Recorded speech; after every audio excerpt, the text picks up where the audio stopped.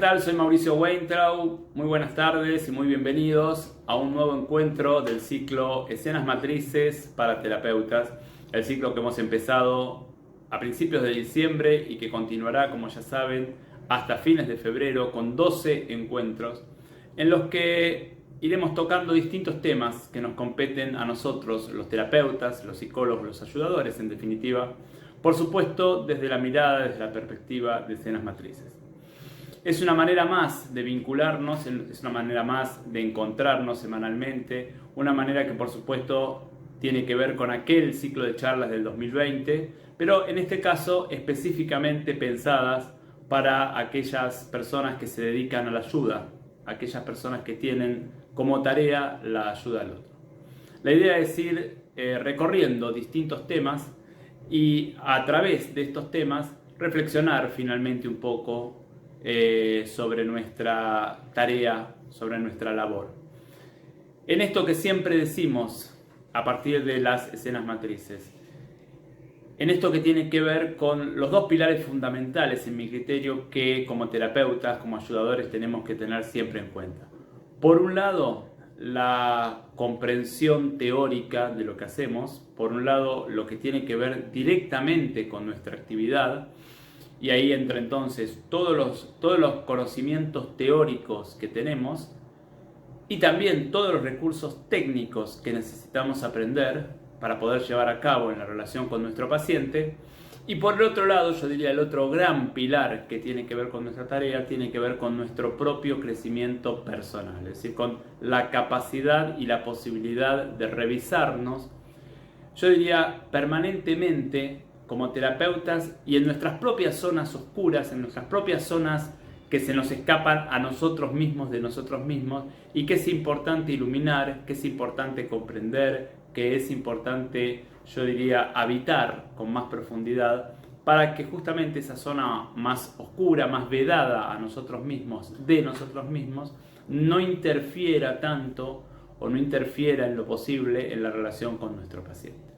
Así hemos ido recorriendo distintos temas desde que empezamos este ciclo. Hoy es nuestro quinto encuentro y hoy abordaremos un tema que hemos tocado casi rozándolo en nuestro primer encuentro, pero que hoy vamos a poner el foco fundamentalmente, que es el tema de quién es en realidad el paciente con el que nosotros nos vinculamos cuando estamos atendiendo. Es decir, cuando nosotros tenemos un paciente enfrente, ¿quién es en realidad este paciente? Esta pregunta que parece casi metafísica, casi filosófica, en realidad tiene un componente profundamente teórico desde las escenas matrices, es decir, profundamente vinculado con la manera en la cual nosotros tenemos desde las escenas matrices de mirar al ser humano y de mirar, por supuesto, al paciente y a nosotros mismos. ¿Quién es en realidad esta persona que tenemos enfrente? Para poder entrar un poquito en este tema, para poder dar una vuelta más, como nos gusta decir a nosotros, vamos a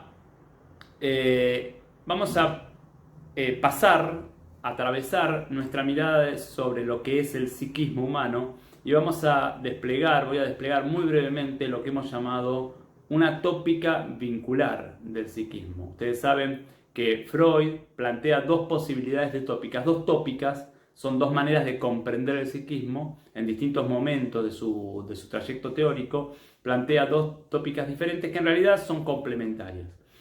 Nosotros vamos a plantear una tópica que es una tópica a la que llamamos tópica vincular. Es decir, para nosotros el psiquismo fundamentalmente se compone de distintos aspectos que están vinculados entre sí y a partir de esta vinculación el sujeto se maneja en el mundo. Para eso vamos a decir que en el psiquismo humano hay una parte que es la parte que hace, la parte que lleva a cabo acciones o la parte que siente determinada cosa, y a esta parte la llamamos ejecutante, y es una parte con la que en general nos identificamos fácilmente. Por ejemplo, yo quiero, digamos, nadar, Entonces voy a nadar y la parte que nada es el ejecutante, es la parte a la cual llamamos ejecutante. Con esta parte en general me vinculo fácilmente cuando yo digo yo nadé o yo nado o yo quiero nadar o yo voy a ir a nadar. Esta parte, como digo, es de fácil identificación y además uno la ve con relativa rapidez. Sin embargo, como decimos siempre, además de este ejecutante hay otra parte a la que llamamos crítico interior o opinador interior, como lo quieran llamar, que es la parte de uno mismo que opina acerca de lo que el ejecutante hizo, está haciendo o hará o quiere hacer. O debería hacer y no hace. Digo, el crítico interior es la parte que opina, no es la parte que hace, es la parte que opina. Si yo digo, hoy fui a nadar y nadé mal, uno diría, acá están hablando dos partes. Aunque uno siempre lo menciona en primera persona, uno diría, acá están hablando dos partes. La parte que fue a nadar es una de las partes y la que está opinando es otra de las partes. La que dice, hoy nadé mal, está, uno diría, hablando de la parte que fue a nadar. O sea, el crítico interior está hablando del ejecutante. Esto ya trae una dificultad en la comprensión y es una dificultad que tiene que ver con el lenguaje. Lo que pasa, claro, el lenguaje termina definiendo cómo nos pensamos. ¿Y por qué digo tiene que ver con el lenguaje? Porque uno habla en primera persona y está bien, porque finalmente uno es una persona. Sin embargo, uno habla en primera persona, pero adentro hay dos. Hay el que fue a nadar y nadó de una manera determinada, y el que dice que esta manera determinada estuvo bien o mal. Hay el que fue a nadar y el que dice que nadé de una manera mejor o peor. Entrar en esta comprensión, entrar en la comprensión de que en realidad somos dos adentro, ya tiene una cierta complejidad, a veces tiene mucha complejidad, pero yo diría, es un punto fundamental e indispensable para poder después seguir pensando cómo nos vinculamos, primero con nosotros mismos y después con los demás. Entonces, en la descripción del psiquismo tenemos justamente estas dos partes en un primer momento, el ejecutante y el crítico. El que hace algo o siente algo y la parte que evalúa de una manera u otra cómo hace lo que hace el ejecutante o si está bien o mal que sienta lo que siente. Fui a nadar y nadé bien o mal, me siento triste o enojado y eso está bien o mal, tengo ganas de comer una pizza y eso está bien o mal, digamos, siempre están las dos partes vinculándose. La parte que nadó o la parte que se siente de una determinada manera o la parte que quiere comer una pizza e inmediatamente una parte que dice si esto está bien o mal.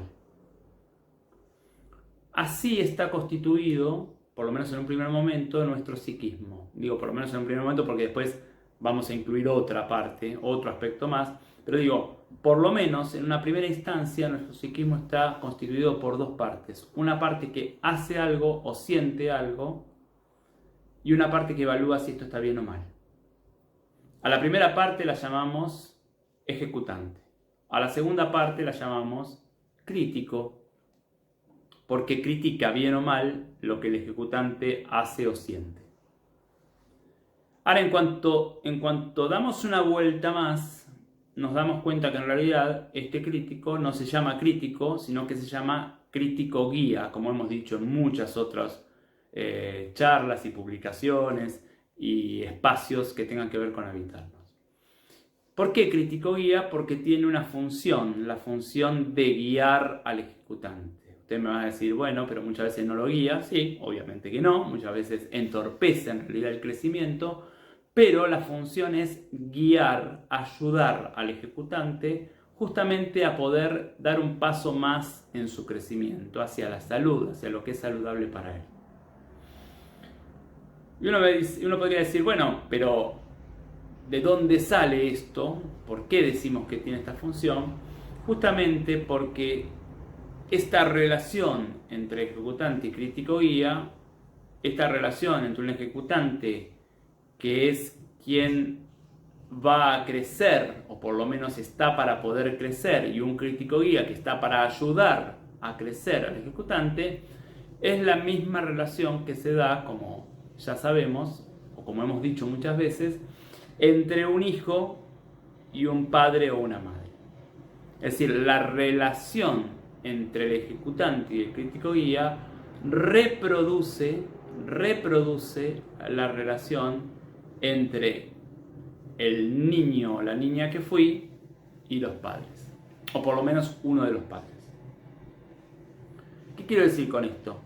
Quiero decir que el psiquismo está armado básicamente de la relación entre mis padres y el niño que yo fui.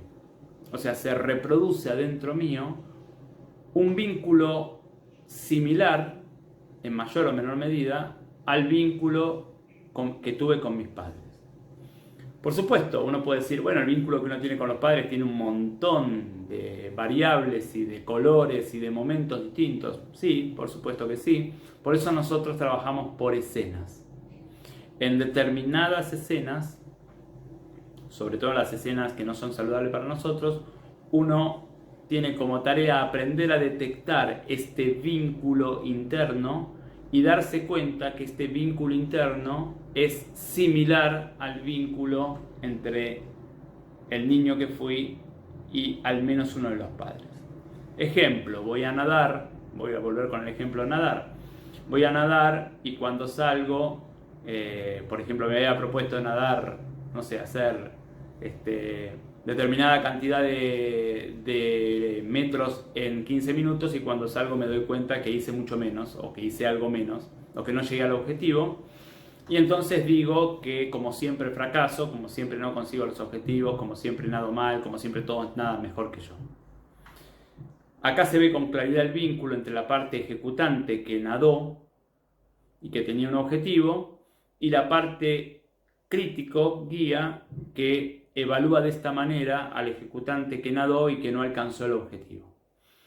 Esta manera de vincularse del crítico, esta acusación o esta desvalorización de lo conseguido o esta comparación con los demás, esta manera de tratar que tiene el crítico guía al ejecutante es sin duda similar a una o más escenas en donde quizás el nene que fui quería hacer algo, podía hacer nadar o podía hacer cualquier otra cosa con un objetivo determinado y no lo conseguía y era tratado de esta forma por el papá o por la mamá.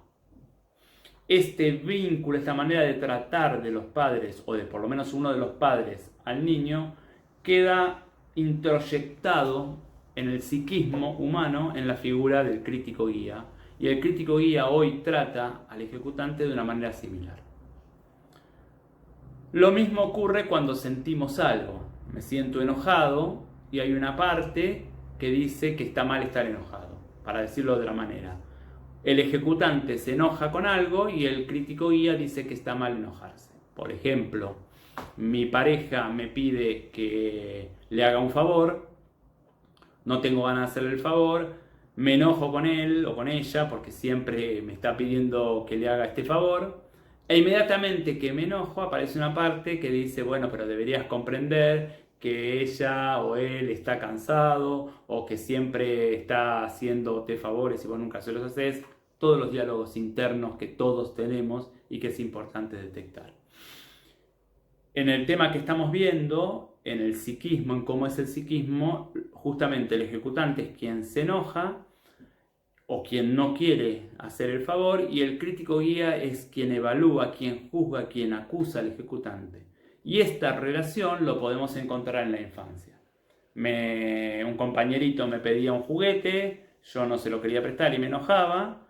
Y mi mamá o mi papá decía que no tenía que ser egoísta y pensar que ese compañerito no tenía el juguete y se lo tenía que prestar. Es un ejemplo cualquiera, pero que sirve para poder entender cómo ese trato, si es llevado a cabo durante mucho tiempo o en distintos niveles de profundidad, se va introyectando y hoy cuando soy adulto aunque soy adulto y mis padres quizás no están, o fallecieron, o no los veo, o lo que sea, están introyectados en mí en la figura del crítico guía. Entonces tenemos dos aspectos, tenemos dos partes, el ejecutante y el crítico guía. En toda escena que se repite en mi vida y que no es saludable para mí, en toda escena en donde no puedo encontrarle la salida, donde no puedo encontrarle la vuelta, en toda escena que me angustia, que me hace sufrir, pero que no puedo terminar de resolver, de la cual no puedo terminar de salir, en toda escena aparece esto. Aparece una parte mía que quiere algo, o que hace algo, o que siente algo, y aparece otra parte mía que de alguna o de otra manera no ayuda de la manera suficiente y necesaria para que esta primera parte, a quien llamamos el ejecutante, pueda cambiar en el vínculo con el otro o cambiar en la vida cotidiana. ¿Por qué es importantísimo esto entenderlo? Porque ahora vamos a ir a la pregunta del inicio de nuestra charla. ¿Quién es mi paciente? Es decir, ¿quién es en realidad la persona que me está hablando enfrente de mí? Porque claro, nuestra tarea como ayudadores, como psicólogos, como terapeutas, nuestra tarea por supuesto que es ayudar a mi paciente. Ahora, la gran pregunta, una vez que uno mira esto, la gran pregunta es, pero en realidad entonces, ¿quién es mi paciente? Porque viene mi paciente, como decíamos en alguna charla anterior, ¿no? Viene mi paciente y mi paciente quiere estudiar una carrera, por ejemplo. Evidentemente mi paciente es quien quiere estudiar la carrera, pero también mi paciente es quien no se pone a estudiar la carrera. Digo, evidentemente mi paciente quiere, pero si fuera solamente el que quiere, entonces no haría falta ni siquiera que lo ayude, porque él haría lo que quiere. Sin embargo, hay algo que pasa, que le impide a mi paciente hacer eso que quiere hacer. Y entonces, claro, cuando uno empieza a indagar acerca de lo que le pasa al paciente, uno empieza a encontrar que el paciente no es uno, es por lo menos dos. Es la parte que quiere estudiar la carrera, pero también es la parte que en cuanto uno le pregunta, bueno, ¿por qué no te pones a estudiar? Es la misma parte que dice, por ejemplo, y no, porque yo no sirvo. O es el mismo paciente, que dice, no, porque yo no sirvo. O es el mismo paciente que dice, no, porque en realidad nunca voy a ganar dinero con esto, o a quién le va a interesar lo que yo hago. O sea, es el mismo paciente el que son dos pacientes. Por un lado, el que quiere estudiar la carrera, y por el otro lado, el que va diciendo por qué no hay que estudiar la carrera. Entonces tengo mi paciente que quiere ser músico, pero a la vez tengo a mi paciente que dice por qué no hay que ser músico. No hay que ser músico porque no sirve para la música, no hay que ser músico porque hay muchos músicos y a nadie le va a interesar lo que él tiene para dar, no hay que ser músico porque los músicos se mueren de hambre, o sea, no hay que ser músico. Entonces mi paciente es los dos. Y acá es cuando, desde la teoría de las escenas matrices, nosotros intentamos hacer una comprensión lo suficientemente clara como para poder ayudar. O mejor dicho, pensamos que si no hay una comprensión lo suficientemente clara, es muy difícil poder ayudar. Porque si uno va a ver en profundidad cómo puede ser que mis pacientes sean en realidad dos, nos damos cuenta que en realidad mi paciente, ahora voy a contradecirme lo que acabo de decir, mi paciente no son dos, mi paciente es uno y por otro lado está tomado por otra cosa. ¿Cómo puede ser esto? Bueno, cuando uno va a indagar en la infancia de este mismo paciente, uno ve y se da cuenta con claridad que la parte que quiere ser músico es el mismo nene que mi paciente fue, queriendo algo, por ejemplo, queriendo ser músico o queriendo cualquier otra cosa. Y la misma parte que mi paciente expresa cada vez que dice que de la música no se vive o que otros van a hacerlo mejor o que a nadie le va a interesar, es sin duda la mamá o el papá no ayudando a ese nene a acercarse a su propio deseo. Uno diría, no ayudándolo porque son malas personas, no, seguramente con la mejor intención, pero no ayudándolo a acercarse a su propio deseo. Entonces hoy mi paciente viene a sesión y es como si no viniera solo, viene con su madre y su padre, o al menos uno de los dos introyectados. ¿Se acuerdan? Había una película, creo que era de Woody Allen, en donde está la pareja acostada en la cama y de repente aparecen en la misma cama los dos padres del hombre y los dos padres de la mujer. O sea, en la cama hay 6. Acá mi paciente no viene solo, mi paciente viene con su mamá y con su papá, o por lo menos con uno de los dos, y es como si se sentaran ambos en el sillón.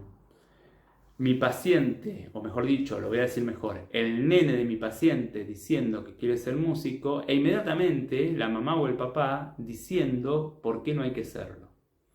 Y acá viene una cuestión que para mí es fundamental en el trabajo desde la mirada de las escenas matrices.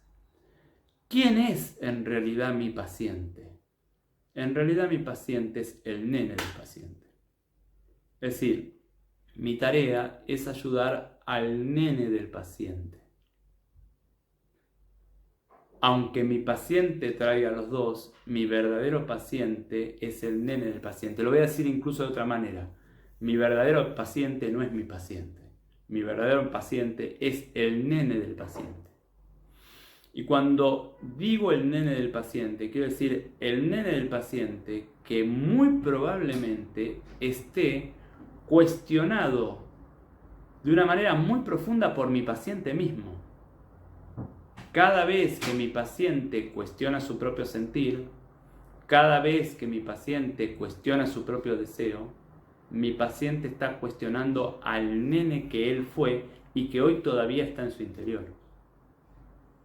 Y acá está una tarea compleja, pero yo diría fundamental de nosotros los terapeutas que trabajamos desde las escenas matrices, que es, a partir de la comprensión de que en realidad yo atiendo al nene de mi paciente, justamente la tarea de defender al nene de mi paciente de mi propio paciente, o si ustedes quieren, de la madre o del padre introyectado en mi paciente, que muchas veces tiene muchísimo más fuerza que el nene de mi paciente.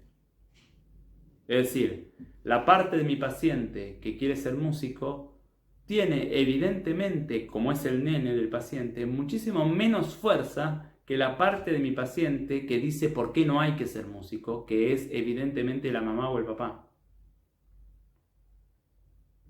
Es decir, que una buena parte de mi tarea va a ser defender al nene de mi paciente del paciente. Una buena parte de mi tarea va a ser defender a mi paciente de mi paciente mismo. Claro, esto solo lo puedo ver si puedo entender quién es realmente la persona que tengo enfrente. La persona que tengo enfrente es una persona que está tomada, vamos a decir así, en una parte o en un sentido, está tomada por otra persona. Entonces, ¿cuál va a ser mi tarea? Mi tarea va a ser ayudar a mi paciente a que cuestione a este crítico guía que él tiene, a que cuestione a esta mente que tiene, en beneficio de su sentir, en beneficio de su deseo. Esta va a ser mi tarea, porque en realidad mi paciente es el sentir, el deseo de mi paciente. Mi paciente es el nene que mi paciente fue. Y para eso voy a tener que cuestionar lo que mi paciente piensa, voy a tener que cuestionar lo que los padres le dijeron a mi paciente y que todavía hoy mi paciente repite a partir de lo que piensa. Por supuesto, esta es una tarea que necesita tiempo, necesita constancia, necesita todo un proceso. Necesita que el paciente esté presente, o sea, que el paciente venga a sesión. Y por supuesto, necesita de nosotros, los terapeutas que trabajamos desde esta perspectiva, necesita mucha claridad conceptual y también mucha fuerza. Porque la presencia de los padres en el paciente muchas veces es muy fuerte. y muchas veces gobiernan el sistema, es decir, gobiernan la vida de mi paciente. Muchas veces los padres de mi paciente siguen mandando en la vida de mi paciente, aunque mi paciente ya no cuente con esos padres biológicos en la vida. ¿Cómo se expresa hoy el nene del paciente? ¿Cómo se expresa hoy el ejecutante del paciente? Yo diría siempre de las mismas, en mi criterio, 3 maneras. A partir de lo que mi paciente desea o no desea, a partir de lo que mi paciente siente o no puede sentir, y a partir del síntoma. Claro, para eso hay que poder discriminar lo que mi paciente realmente desea de aquello a lo que es adicto, por ejemplo, o de aquello a lo cual se le impone, lo cual no es para nada fácil ni para nada claro en un primer momento.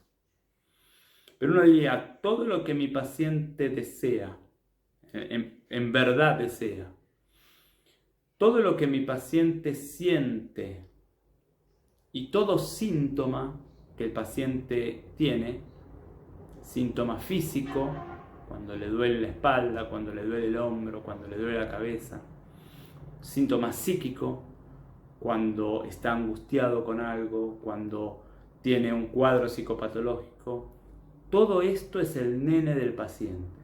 Un nene que habrá que aprender a escuchar, habrá que aprender a atender, habrá que aprender a decodificar, igual que hace una madre con un niño que sabe que determinado quejido implica que tiene hambre, determinado llanto implica que hay que limpiarlo, determinado sonido o determinado movimiento implica que está incómodo. Igual que una madre sabia con un niño pequeño, igual así nosotros tratamos de decodificar a ese sentir del paciente, a ese ejecutante que el paciente tiene en su interior. Y una vez que aprendemos, o mejor dicho, a medida que vamos aprendiendo a decodificarlo, a entender lo que le pasa, vamos trabajando para cuestionar esa parte del paciente que atenta contra esto que el ejecutante necesita para dar un paso más en su proceso de crecimiento. Y en este movimiento vamos intentando ayudar al paciente a que haga lo mismo, a que cuestione su mente en beneficio de su sentir profundo. Esta, diría yo, es la tarea terapéutica, por lo menos desde la mirada de las escenas matrices. ¿Nosotros atendemos a un paciente? Sí, pero en realidad atendemos al nene que el paciente fue, que hoy se expresa adentro del paciente básicamente a partir de lo que el paciente desea, a partir de lo que el paciente siente y a partir de lo que el paciente expresa en tantos síntomas. Este es en realidad nuestro paciente hoy. Yo les agradezco muchísimo, como siempre, como cada miércoles, el acompañamiento. Como ustedes saben, este ciclo de 12 charlas que tiene que ver con las escenas matrices para los terapeutas, es por supuesto una manera de reflexionar acerca de nuestra tarea, pero también es como un prólogo, como una invitación a aquellos terapeutas, a aquellos psicólogos, a aquellos ayudadores que se sientan identificados, convocados de alguna manera por la mirada de las escenas matrices, a acercarse a la posibilidad de cursar la formación en escenas matrices que, como todos los años, empezamos otra vez en su primer nivel en marzo. El próximo inicio será entonces en marzo del año que viene y, como vengo comentando, en este caso el inicio tiene 2 novedades. Por un lado, la posibilidad de becas parciales para aquellos psicólogos recibidos a partir de 2018 o aquellos estudiantes de psicología que estén a punto de terminar la carrera. Y por otro lado, la posibilidad de integrar el grupo de coordinadores de Habitarnos a partir del año 2024, luego de haber cursado un solo año de la formación y por supuesto mientras se encuentran cursados los 2 años restantes. La formación en escenas matrices tiene una duración de 3 años. Los invito entonces a acercarse a Habitarnos si es que tienen dudas o consultas con respecto a la formación, enviándonos un mail a info@habitarnos.com.ar, y los invito también por supuesto a acercarse a las charlas informativas sobre la formación, la primera de las cuales va a ser el próximo sábado, ahora en 4 días más, 7 de enero, de 9 a 10 de la mañana, de manera presencial en nuestra sede de Núñez o de manera virtual a través de Zoom. Toda la información la pueden solicitar al mismo mail, info@habitarnos.com.ar. Como siempre digo, les agradezco muchísimo su presencia, su acompañamiento, los mails que nos mandan, las preguntas que nos hacen, lo bien que nos hacen sentir a nosotros sabiendo que están ahí. Y los invito, si quieren y si pueden, a acompañarme el próximo miércoles a la misma hora. Muchísimas gracias.